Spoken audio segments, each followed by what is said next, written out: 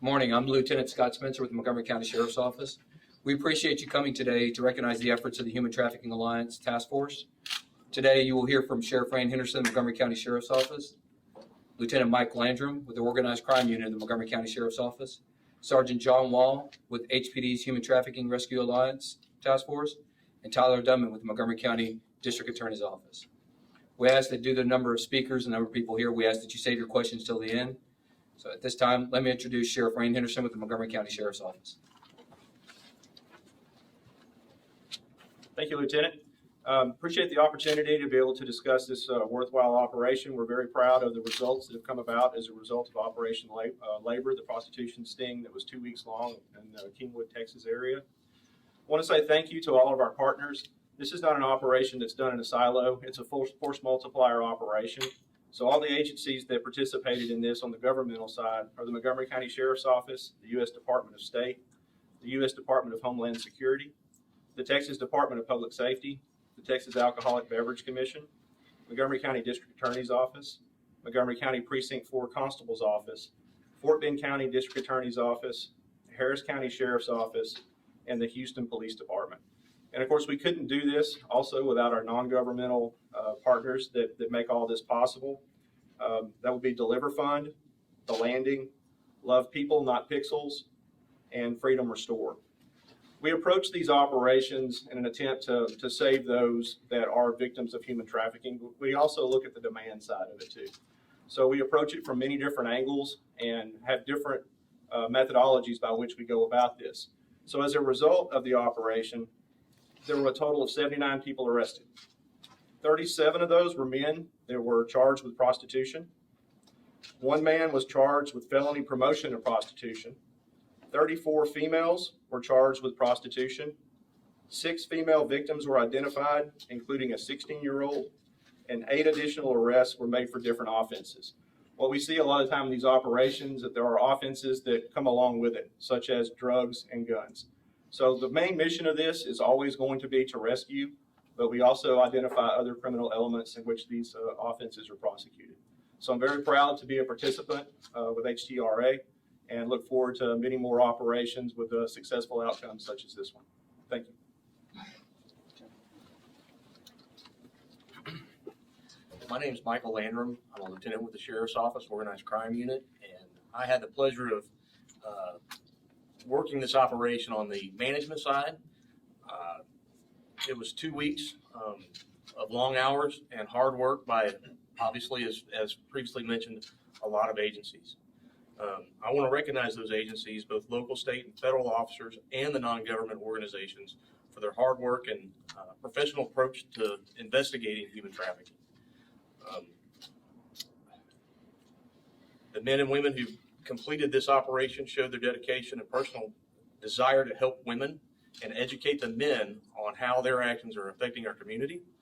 And I want to honor those men and women with the law enforcement agencies for their display of professionalism. Thank you.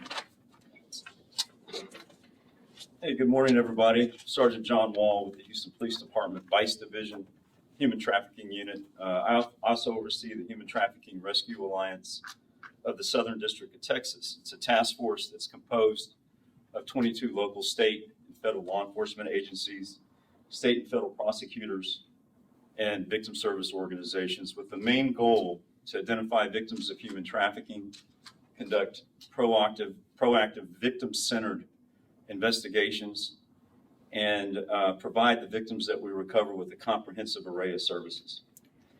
While Operation Labor focused on the identification and recovery of victims and the arrest of those responsible, it also targeted the buyers of illicit sex with the purposes of deterring those individuals, because we know that many of those that are advertised on illicit websites are victims. Through conducting numerous task force operations and investigations, we have discovered that human trafficking affects women, children, and sometimes men who are both from the United States and abroad. Time and time again, we see that traffickers exploit the vulnerabilities that individuals face by offering them promises of a better life, a feeling of belonging, a better income, or a chance for new opportunities. While these claims appear to be legitimate at first, all too often they become prey for the ones who exploit. During these covert operations, we've also found victims not only locally, but from across the state of Texas. They come from affluent cities as well as small towns, and they're from all ages, genders, and ethnic backgrounds. The criminals perpetrating these crimes also come from all walks of life, and they not only do they exploit human beings, many times, as Sheriff Henderson mentioned, they're involved in drugs and weapons trafficking. The Human Trafficking Rescue Alliance is very proud of our committed partnership with the Montgomery County Sheriff's Office and the Montgomery County District Attorney's Office, and we look forward to participating in future operations. I want to thank Sheriff Henderson for his support, along with each member of the task force, and whose dedication and commitment has made this operation a success. Excuse me. Thank you. Good morning. My name is Tyler Dunman with the Montgomery County District Attorney's Office, and it's amazing to see the effort that's gone into this particular operation. And I just want to commend the sheriff and his team and HPD and all these other agencies for the work that they put into this. It's behind the scenes work that no one ever sees, but I see it, and District Attorney Brett Ligon sees it, and we understand the amount of work that goes into this type of operation. And I want to speak specifically to the buyers. Montgomery County has a reputation and will continue to generate a reputation for being extremely tough on people who want to buy sex in Montgomery County. That's the message that needs to be heard today. We were able to rescue a number of women and one juvenile in this operation, and that makes it all worth it. And we also are looking to prosecute the buyers. Montgomery County is not a place to buy sex. And we're going to catch you if you attempt to do that. These operations will continue. The sheriff is committed to that, as well as these other agencies, which the citizens of Montgomery County should be very happy about the work that's going into this. But if you're going to attempt to buy sex in Montgomery County, you're going to be caught, and we're going to prosecute you to the fullest extent. You will walk away with a conviction in Montgomery County if you attempt to buy sex, and you'll lose your job. Whatever other consequences come from that will be based on the decision that you made in attempting to do that. So it's extremely important that buyers understand that this is not the place to do this, and we will catch you. It's an honor for the DA's office, for Brett Ligon, and our office to be a part of this work that's being done. It's amazing work. It's important work. Our community is starting to understand that this is happening here in Montgomery County.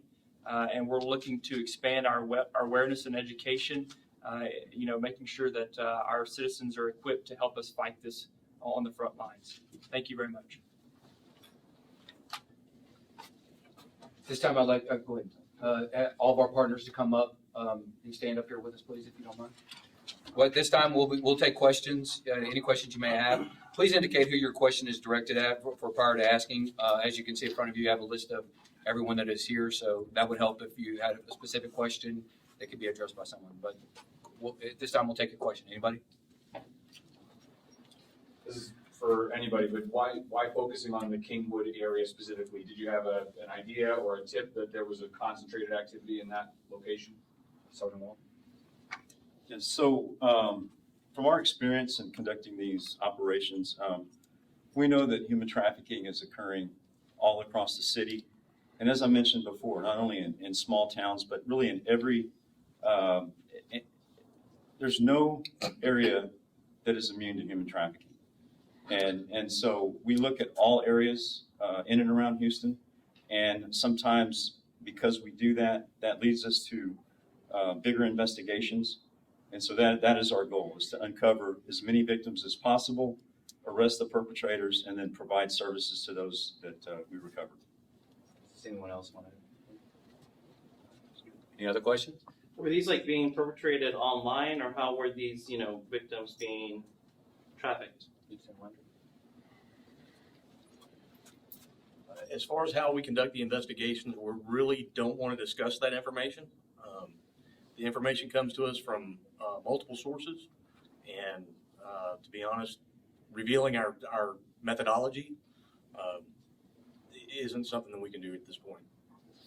Were these purchases, I know that this operation was over, I think you said a 2-week span. Were all of these purchases conducted within that 2-week span, or were there other previous purchases that were part of this thing that were maybe like previously transacted? No, this was all in that 2-week period. A follow-up question, is 79 arrests, I mean, particularly for the buyers, is the number of buyers, how does that compare to other operations or stings you guys have done in the past? I would say it's consistent. So, This is for Tyler Dunman. You said that you wanted to equip citizens. Could you kind of get into detail about that a little? Sure, absolutely. I mean, there are a number of organizations, some of the NGOs mentioned today that are in this area that are working to educate the community on what human trafficking looks like, how to identify it, and what to do with information that you have in the citizens. As these law enforcement officers will tell you, oftentimes we generate cases even outside of operations like this, generate leads and cases based on community engagement. And we've been very successful when the community comes forward with information. And so there are a number of organizations that do that. We actually have a coalition here in Montgomery County. We have an event coming up on October 10th where over 35 of those organizations will be attending, and the citizens can come and engage with those groups. And it's just good to understand best practices and what actually is occurring and how you can engage to be a part of the solution in Montgomery County and this region.